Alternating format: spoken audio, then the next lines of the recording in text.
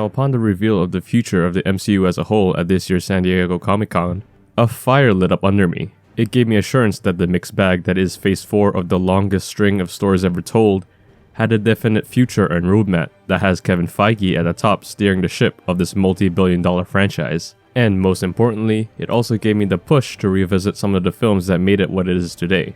I'd always wanted to rewatch the movies to see if my general opinions had changed or not.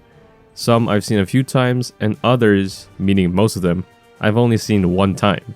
So sit back, relax, and lounge to the longest set of reviews on my channel. And with that, let's begin with Iron Man.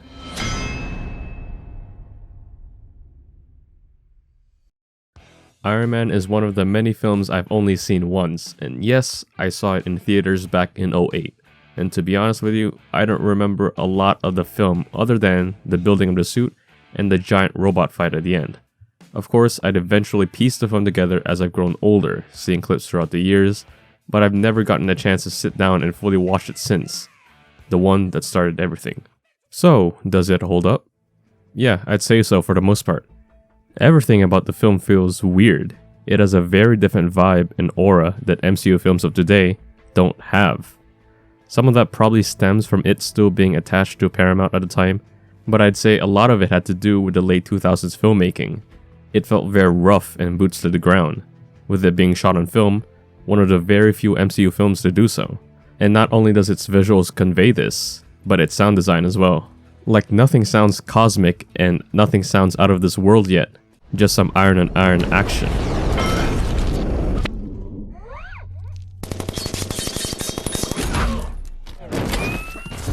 What also makes it feel different is the way it's edited. It feels arrogant and quippy to match Tony Stark's equally arrogant and quippy portrayal by Robert Downey Jr. The best thing about Tony is also the worst thing.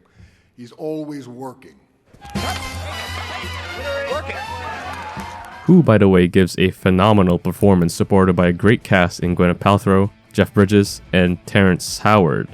Yep, Terrence Howard is this film's James Rhodes, which feels just as weird as it looks and sounds, seeing as the preceding films would have the great Don Cheadle at the helm of the role instead. But hey, at least we got this. Next time, baby. Also, as a note, it's very fascinating and humbling to see Tony come from the cave to the first flight and to the first on-screen adaptation of the iconic hot rod red and gold suit, and the process of getting there in first place. I miss these very mechanical and technical suit-up scenes that we used to get. It's just really cool to see, and really is the most impressive in terms of visual effects. Where a lot of visual effects in the movie don't hold up at best, the explosions being the biggest one, except for this one. That's sick. Obadiah and Stane's motives in the third act don't really hold up either. Now thinking about it, I get having Tony captured and set up, but his motivations after that don't help. Publicly trying to kill Tony on the freeway to gain control of Stark Industries doesn't make sense at all. But other than those problems with the film, it's a great way to start the franchise. Really good performances, really good supporting cast, well paced, funny and quippy dialogue, great sequences, and a solid ending with Black Sabbath's Iron Man when Tony says, I am Iron Man.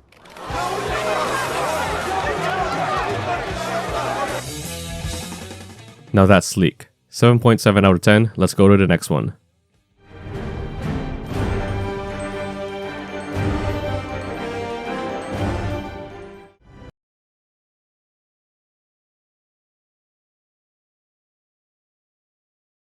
So, Ed Norton is Bruce Banner, and that's not even the most bizarre thing about the movie.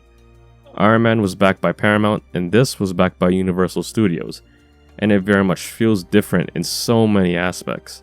First off, we open the credits after the title sequence, a rarity in the franchise, and it shifted to such a different tone compared to Iron Man, which is fine, but it shifted to feel like a generic 2000s action sci-fi film. Like the visuals are dated, the tone is dated, the editing feels very dated, and everything about it feels old. It hasn't aged well. Backing the movie is actually a pretty good score, which unironically is the best and worst part. Like it sounds way too good to be in this film.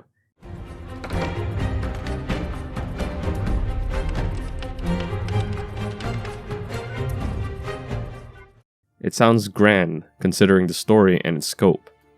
But for as good as the score is, the use of it is annoying. Like every scene when characters are progressing through the story, you can barely focus on them because of the Lord of the Rings-esque score is overbearing, and it takes away a lot of tension and stakes it's trying to set up. Its use feels synthetic.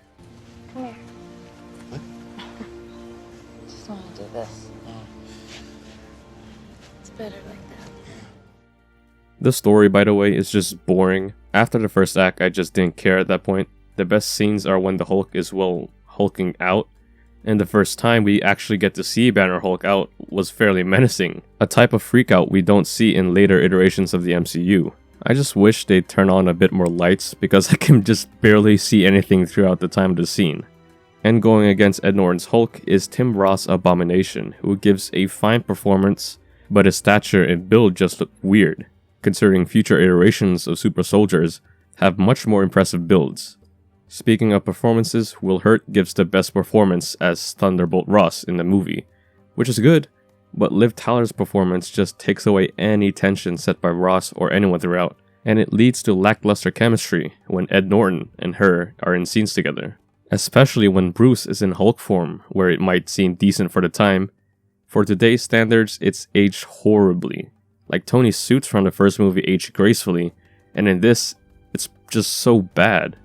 And when the film gets to its horrendous monster fight in the end, the worst action sequence of the entire movie happens, which again has a weaker third act and antagonist that just goes off the rails. All of this culminates into a boring and messy movie that I could barely even see half of the time.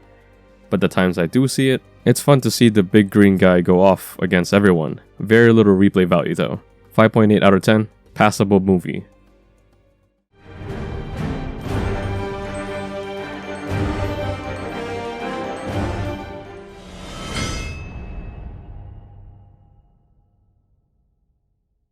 Hey, Cheeto's back.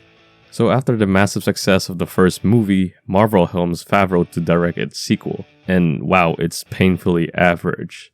See, the first one was able to hit the beats whilst having charm, and it didn't shift its tone so hard and fast that watching the film feels tiresome, and this does that, and does it to the max. Iron Man 2 has more attempted comedic bits, and with more attempts, eventually has to come with some duds, and I can forgive some of the overall bits if the overall story wasn't boring, but it is. As the first Iron Man felt like a full-length movie, this feels like an episode of an Iron Man series. There's not a lot going on, even if RDJ is just as good as he was in the first.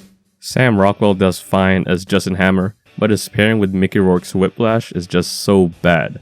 Like I get they're not supposed to be on the same page, but they're not even on the same page as both characters in the film and as actors. Like there's no chemistry at all. They can't work off of each other. And again, the comedy falls flat. I want my bird. I can get you a bird, I can get you 10 birds. I want my bird. Well, okay, nothing's impossible. But that's not to say there aren't any highlights here. The raceway scene and the introduction of the Mark V suit are one of the better sequences of the franchise. I also love this scene. What is and always will be my greatest creation is you.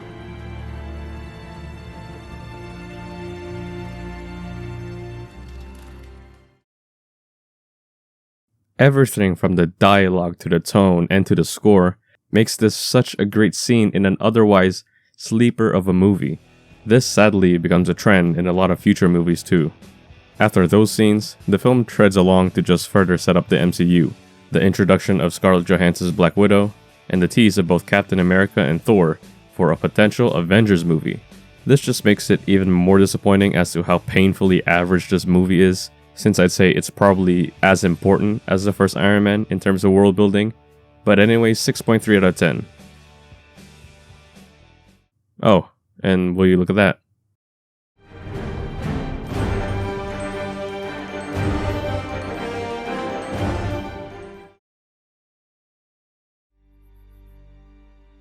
Thor is the last of these movies to be shot on film, and man, what a way to go out.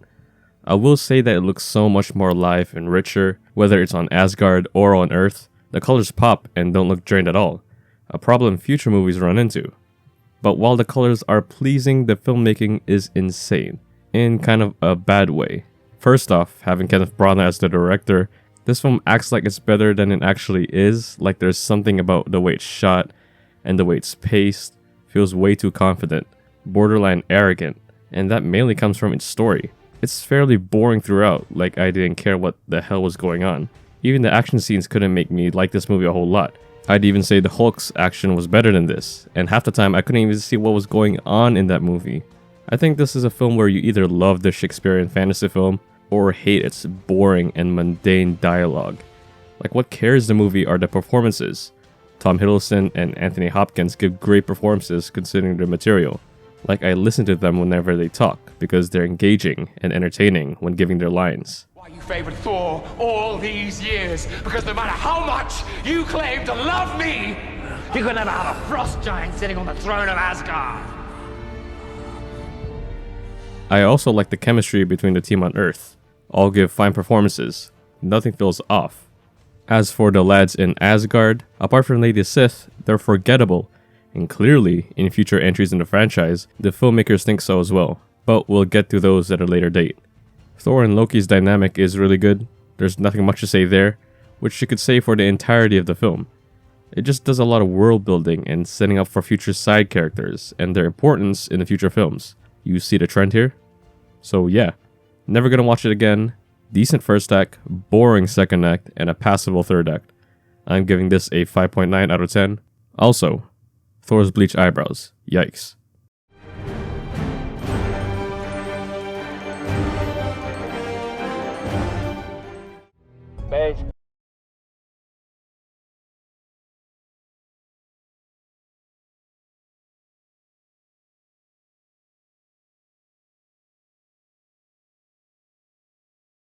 As Thor takes us to a place out of this world, Captain America takes us to a place outside of our times.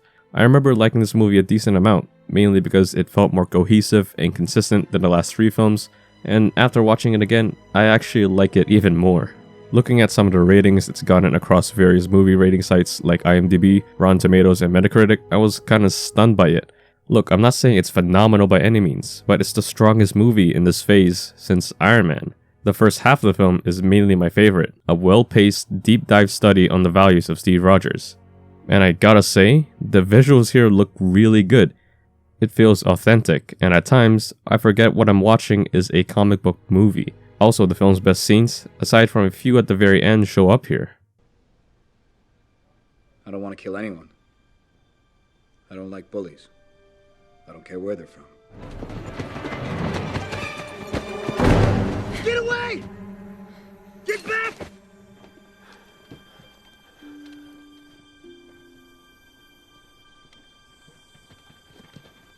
Dummy grenade. Not a perfect soldier, but a good man. The only big problem I have is that Red Skull doesn't feel menacing at all. Like, I feel like I barely got to see him. I feel like out of all the Phase 1 villains, Red Skull gets the least amount of screen time. And the times that he did show up, it looked unironically comical, almost hilarious. Like, it was to the point that Peggy and Steve's subplot was more engaging than the main plot. And that's bad considering the second half is just Captain America hunting down the Red Skull. It's still good, but it's noticeably weaker when compared to the first half. It's extremely fast-paced, and it's where the story starts to fall off the wheels a little bit. But once Red Skull gets vaporized out of this world, we get the best ending sequence and the best ending scene in the entire MCU. You're gonna need a rain check on that dance.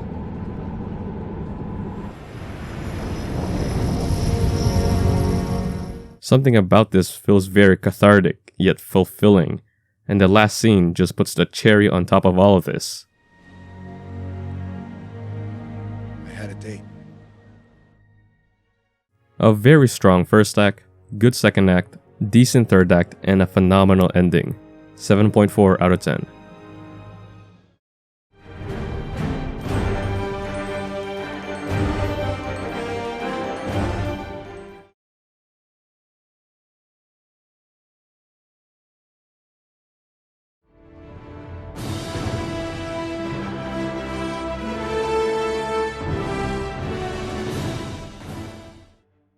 Seeing the Avengers for the first time may just be my worst viewing experience I've ever had at the theater.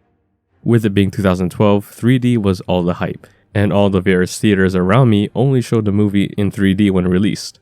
And everyone knows 3D is the worst way to watch a movie in the theaters, especially in 2012. The glasses were so bad that around the 30-minute mark I just took them off, because I'd rather be able to kind of see what I'm watching rather than see a heavily dimmed out version of it.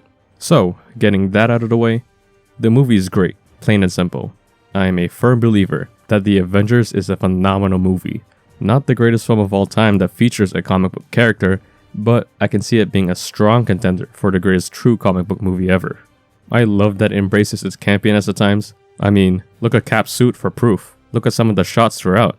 They look like they're ripped off straight from the comics. Even the dialogue is campy and comic booky. There's only one God, man. And I'm pretty sure he doesn't dress like that.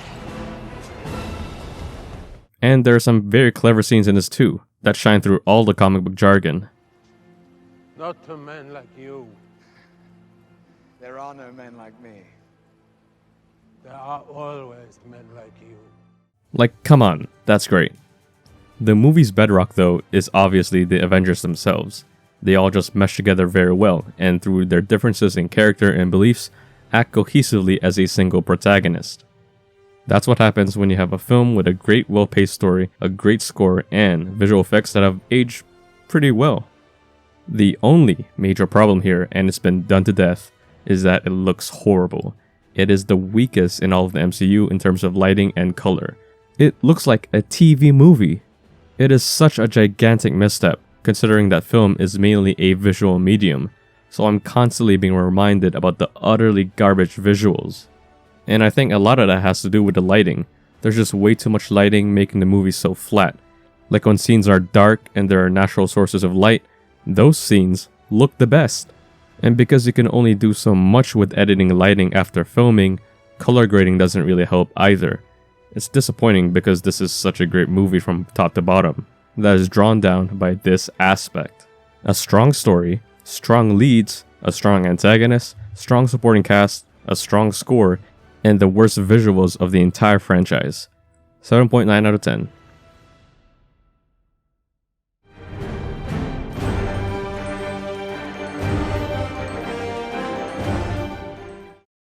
So that's my ratings for all the Phase 1 movies, drawing an average of 6.8 out of 10 across Phase 1. So yeah, I don't know when I'll do Phase 2, probably in a couple weeks or months ideally. But hope you enjoyed the video, the longest video on the channel probably, and don't forget to leave a like and subscribe to the channel if you haven't already. I'll see y'all in the next one.